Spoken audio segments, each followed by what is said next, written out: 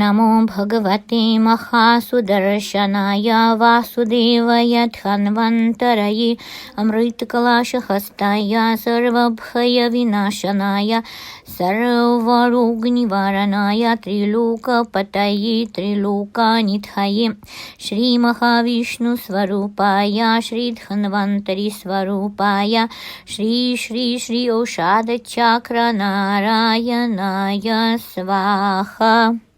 ॐ नमो भगवते महासुदर्शनाय वासुदेवाय धन्वन्तरये अमृतकलशहस्ताय सर्वभयविनाशनाय सर्वरोगनिवारणाय त्रिलोकपतये त्रिलोकानिधये श्रीमहाविष्णुस्वरूपाय श्रीधन्वन्तरिस्वरूपाय श्री श्री श्री औषधचक्रनारायणाय स्वाहा।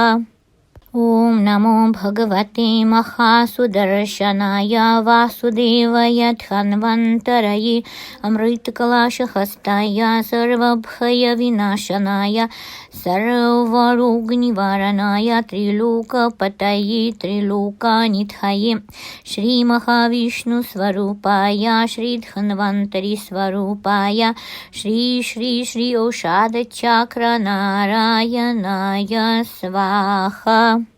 ॐ नमो भगवते महासुदर्शनाय वासुदेवाय धन्वन्तरये अमृतकलशहस्ताय सर्वभयविनाशनाय सर्वरोगनिवारणाय त्रिलोकपतये त्रिलोकानिधये श्रीमहाविष्णुस्वरूपाय श्रीधन्वन्तरिस्वरूपाय श्री श्री श्री औषधचक्रनारायणाय स्वाहा।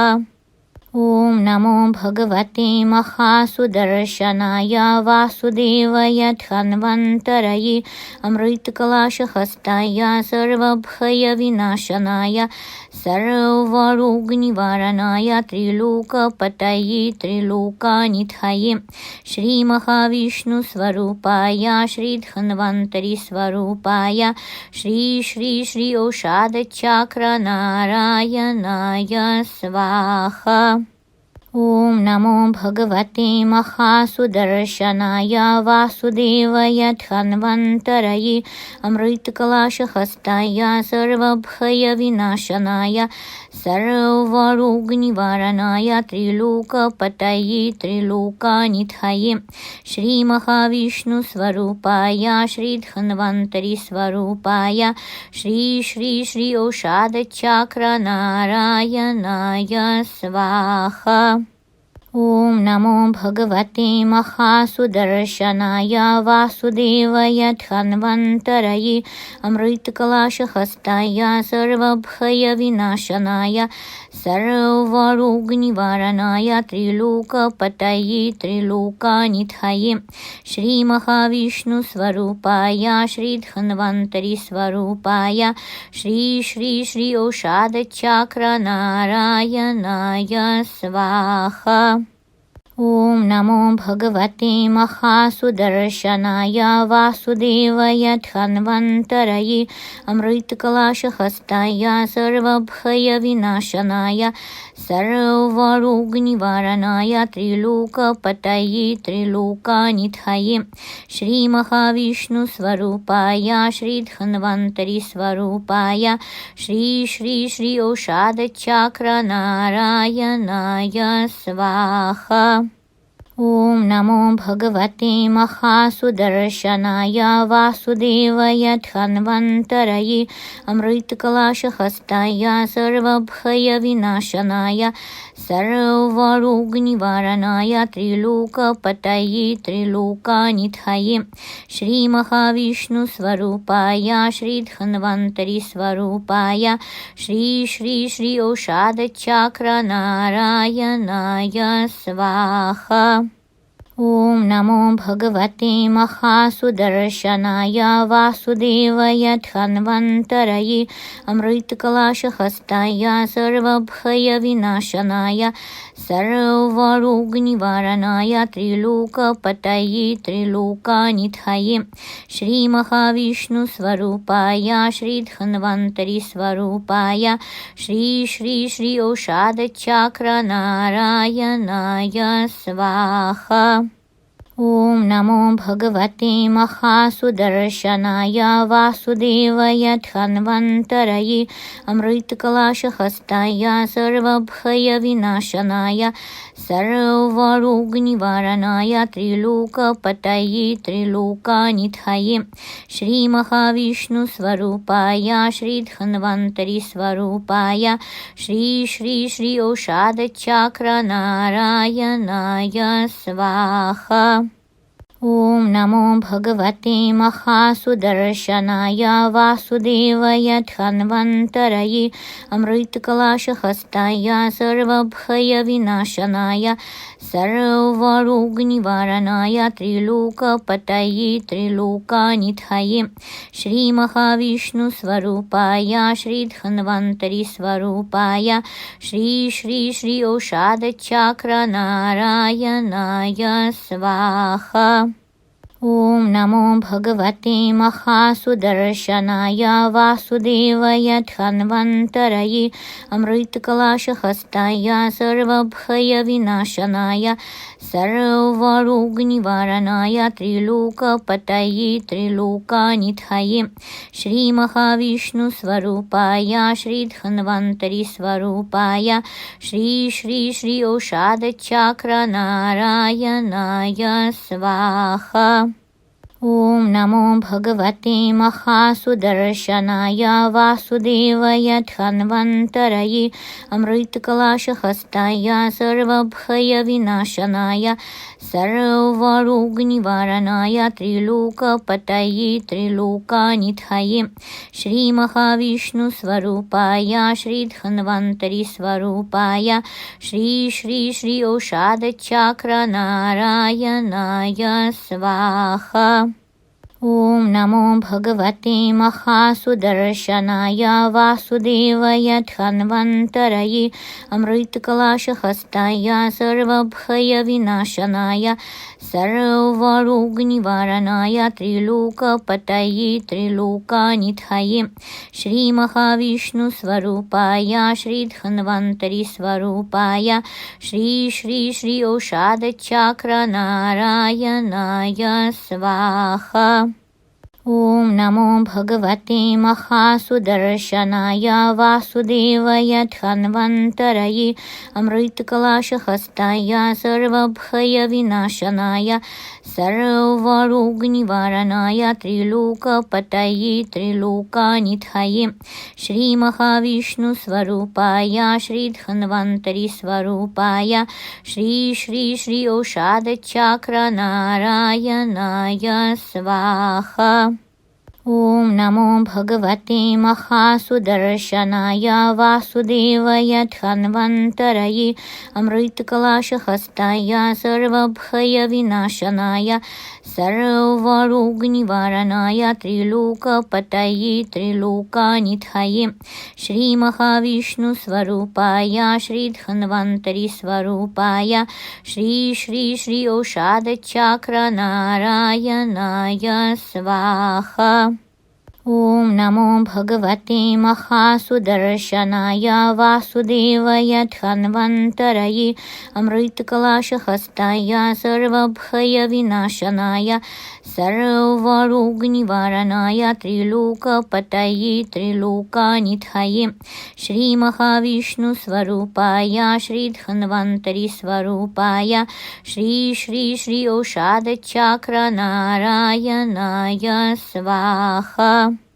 ॐ नमो भगवते महासुदर्शनाय वासुदेवाय धन्वन्तरये अमृतकलशहस्ताय सर्वभयविनाशनाय सर्वरोगनिवारणाय त्रिलोकपतये त्रिलोकानिधये श्रीमहाविष्णुस्वरूपाय श्रीधन्वन्तरिस्वरूपाय श्री औषधचक्रनारायणाय स्वाहा। ॐ नमो भगवते महासुदर्शनाय वासुदेवाय धन्वन्तरये अमृतकलशहस्ताय सर्वभयविनाशनाय सर्वरोगनिवारणाय त्रिलोकपतये त्रिलोकानिधये श्रीमहाविष्णुस्वरूपाय श्रीधन्वन्तरिस्वरूपाय श्री औषधचक्रनारायणाय स्वाहा। ॐ नमो भगवते महासुदर्शनाय वासुदेवाय धन्वन्तरये अमृतकलशहस्ताय सर्वभयविनाशनाय सर्वरोगनिवारणाय त्रिलोकपतये त्रिलोकानिधये श्रीमहाविष्णुस्वरूपाय श्रीधन्वन्तरिस्वरूपाय श्री औषधचक्रनारायणाय स्वाहा। ॐ नमो भगवते महासुदर्शनाय वासुदेवाय धन्वन्तरये अमृतकलशहस्ताय सर्वभयविनाशनाय सर्वरोगनिवारणाय त्रिलोकपतये त्रिलोकानिधये श्रीमहाविष्णुस्वरूपाय श्रीधन्वन्तरिस्वरूपाय श्री औषधचक्रनारायणाय स्वाहा। ॐ नमो भगवते महासुदर्शनाय वासुदेवाय धन्वन्तरये अमृतकलशहस्ताय सर्वभयविनाशनाय सर्वरोगनिवारणाय त्रिलोकपतये त्रिलोकानिधये श्रीमहाविष्णुस्वरूपाय श्रीधन्वन्तरिस्वरूपाय श्री औषधचक्रनारायणाय स्वाहा। ॐ नमो भगवते महासुदर्शनाय वासुदेवाय धन्वन्तरये अमृतकलशहस्ताय सर्वभयविनाशनाय सर्वरोगनिवारणाय त्रिलोकपतये त्रिलोकानिधये श्रीमहाविष्णुस्वरूपाय श्रीधन्वन्तरिस्वरूपाय श्री औषधचक्रनारायणाय स्वाहा। ॐ नमो भगवते महासुदर्शनाय वासुदेवाय धन्वन्तरये अमृतकलशहस्ताय सर्वभयविनाशनाय सर्वरोगनिवारणाय त्रिलोकपतये त्रिलोकानिधये श्रीमहाविष्णुस्वरूपाय श्रीधन्वन्तरिस्वरूपाय श्री औषधचक्रनारायणाय स्वाहा। ॐ नमो भगवते महासुदर्शनाय वासुदेवाय धन्वन्तरये अमृतकलशहस्ताय सर्वभयविनाशनाय सर्वरोगनिवारणाय त्रिलोकपतये त्रिलोकानिधये श्रीमहाविष्णुस्वरूपाय श्रीधन्वन्तरिस्वरूपाय श्री औषधचक्रनारायणाय स्वाहा। ॐ नमो भगवते महासुदर्शनाय वासुदेवाय धन्वन्तरये अमृतकलशहस्ताय सर्वभयविनाशनाय सर्वरोगनिवारणाय त्रिलोकपतये त्रिलोकानिधये श्रीमहाविष्णुस्वरूपाय श्रीधन्वन्तरिस्वरूपाय श्री औषधचक्रनारायणाय स्वाहा। ॐ नमो भगवते महासुदर्शनाय वासुदेवाय धन्वन्तरये अमृतकलशहस्ताय सर्वभयविनाशनाय सर्वरोगनिवारणाय त्रिलोकपतये त्रिलोकानिधये श्रीमहाविष्णुस्वरूपाय श्रीधन्वन्तरिस्वरूपाय श्री श्री श्री औषधचक्रनारायणाय स्वाहा। ॐ नमो भगवते महासुदर्शनाय वासुदेवाय धन्वन्तरये अमृतकलशहस्ताय सर्वभयविनाशनाय सर्वरोगनिवारणाय त्रिलोकपतये त्रिलोकानिधये श्रीमहाविष्णुस्वरूपाय श्रीधन्वन्तरिस्वरूपाय श्री श्री श्री औषधचक्रनारायणाय स्वाहा। ॐ नमो भगवते महासुदर्शनाय वासुदेवाय धन्वन्तरये अमृतकलशहस्ताय सर्वभयविनाशनाय सर्वरोगनिवारणाय त्रिलोकपतये त्रिलोकानिधये श्रीमहाविष्णुस्वरूपाय श्रीधन्वन्तरिस्वरूपाय श्री श्री श्री औषधचक्रनारायणाय स्वाहा। ॐ नमो भगवते महासुदर्शनाय वासुदेवाय धन्वन्तरये अमृतकलशहस्ताय सर्वभयविनाशनाय सर्वरोगनिवारणाय त्रिलोकपतये त्रिलोकानिधये श्रीमहाविष्णुस्वरूपाय श्रीधन्वन्तरिस्वरूपाय श्री श्री श्री औषधचक्रनारायणाय स्वाहा। ॐ नमो भगवते महासुदर्शनाय वासुदेवाय धन्वन्तरये अमृतकलशहस्ताय सर्वभयविनाशनाय सर्वरोगनिवारणाय त्रिलोकपतये त्रिलोकानिधये श्रीमहाविष्णुस्वरूपाय श्रीधन्वन्तरिस्वरूपाय श्री श्री श्री औषधचक्रनारायणाय स्वाहा।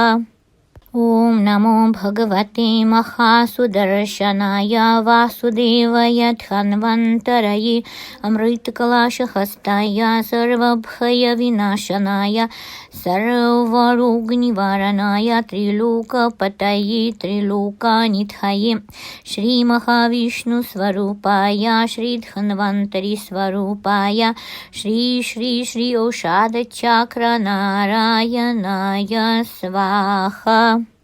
ॐ नमो भगवते महासुदर्शनाय वासुदेवाय धन्वन्तरये अमृतकलशहस्ताय सर्वभयविनाशनाय सर्वरोगनिवारणाय त्रिलोकपतये त्रिलोकानिधये श्रीमहाविष्णुस्वरूपाय श्रीधन्वन्तरिस्वरूपाय श्री श्री श्री औषधचक्रनारायणाय स्वाहा। ॐ नमो भगवते महासुदर्शनाय वासुदेवाय धन्वन्तरये अमृतकलशहस्ताय सर्वभयविनाशनाय सर्वरोगनिवारणाय त्रिलोकपतये त्रिलोकानिधये श्रीमहाविष्णुस्वरूपाय श्रीधन्वन्तरिस्वरूपाय श्री श्री श्री औषधचक्रनारायणाय स्वाहा। ॐ नमो भगवते महासुदर्शनाय वासुदेवाय धन्वन्तरये अमृतकलशहस्ताय सर्वभयविनाशनाय सर्वरोगनिवारणाय त्रिलोकपतये त्रिलोकानिधये श्रीमहाविष्णुस्वरूपाय श्रीधन्वन्तरिस्वरूपाय श्री श्री श्री औषधचक्रनारायणाय स्वाहा।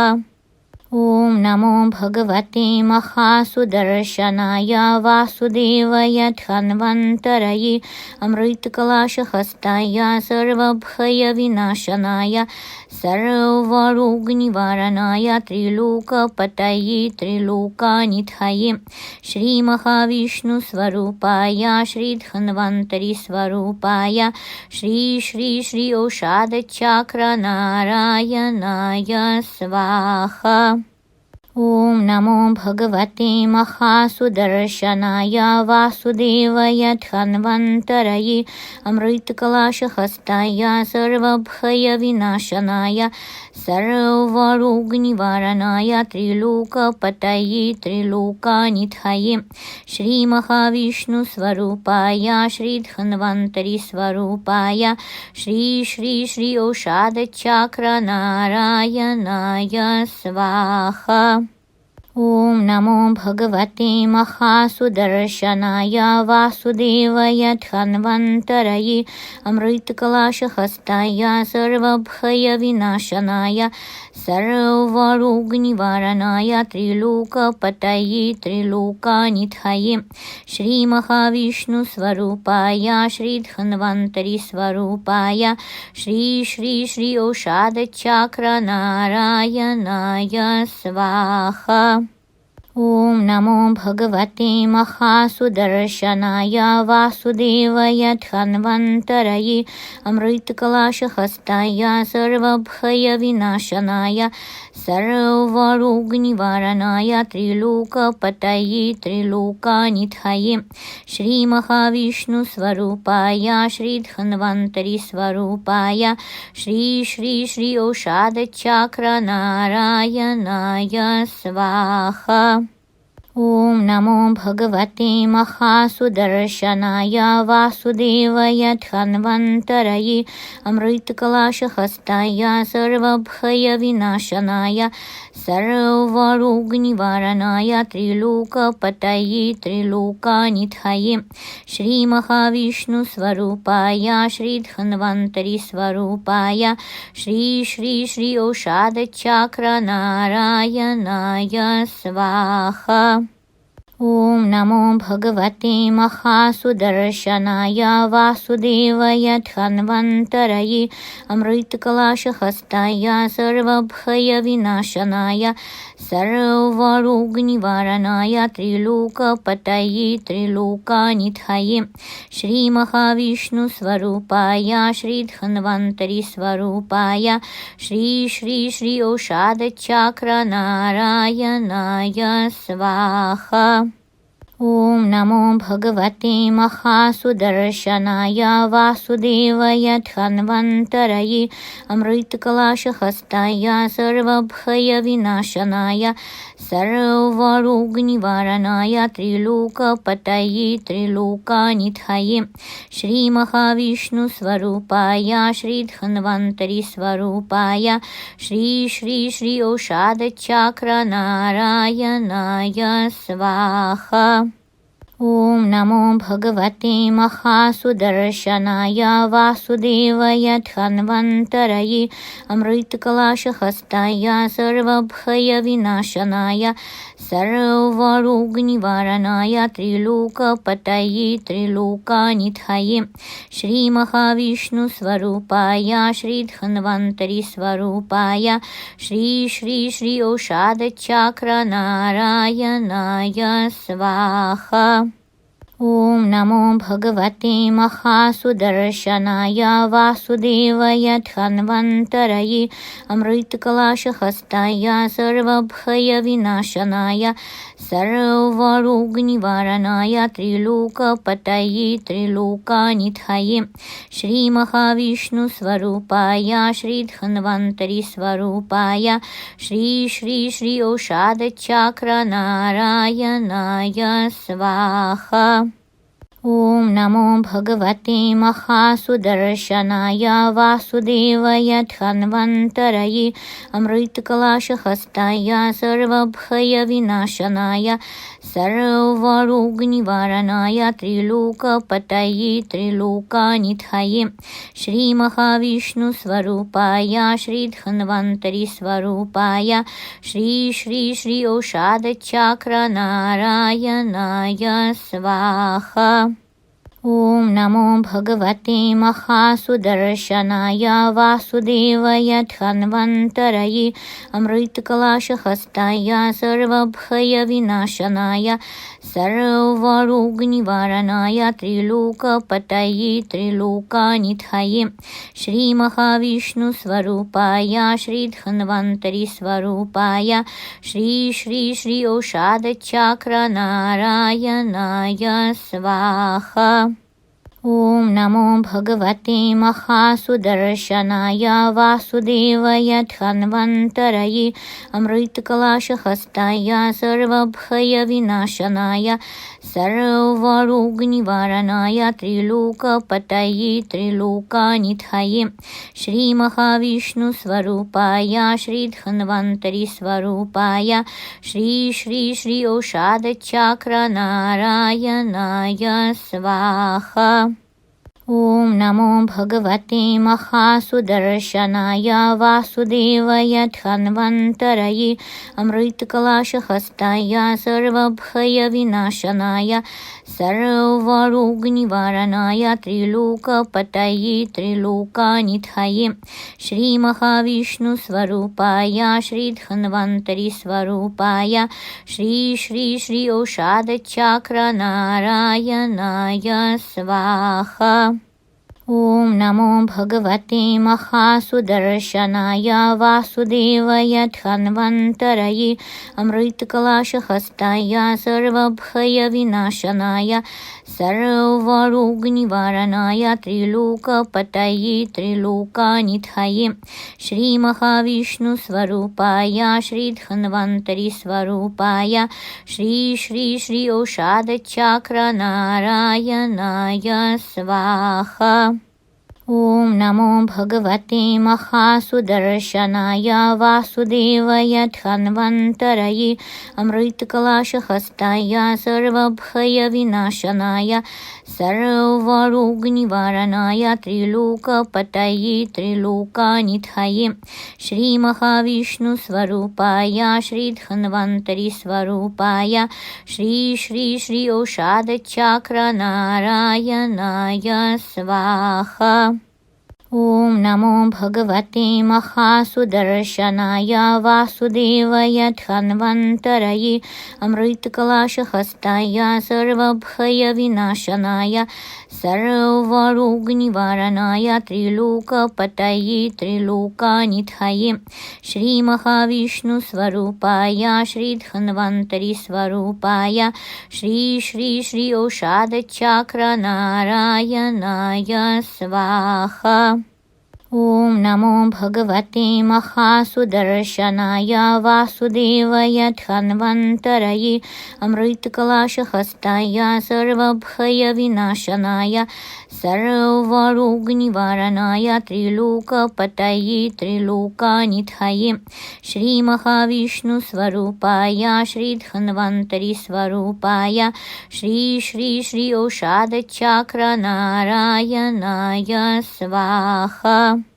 ॐ नमो भगवते महासुदर्शनाय वासुदेवाय धन्वन्तरये अमृतकलशहस्ताय सर्वभयविनाशनाय सर्वरोगनिवारणाय त्रिलोकपतये त्रिलोकानिधये श्रीमहाविष्णुस्वरूपाय श्रीधन्वन्तरिस्वरूपाय श्री श्री श्री औषधचक्रनारायणाय स्वाहा।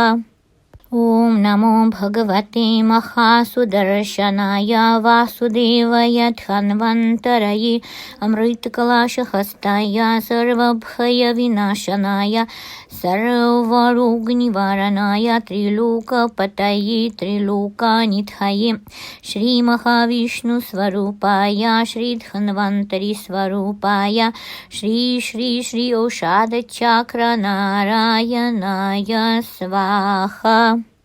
ॐ नमो भगवते महासुदर्शनाय वासुदेवाय धन्वन्तरये अमृतकलशहस्ताय सर्वभयविनाशनाय सर्वरोगनिवारणाय त्रिलोकपतये त्रिलोकानिधये श्रीमहाविष्णुस्वरूपाय श्रीधन्वन्तरिस्वरूपाय श्री श्री श्री औषधचक्रनारायणाय स्वाहा।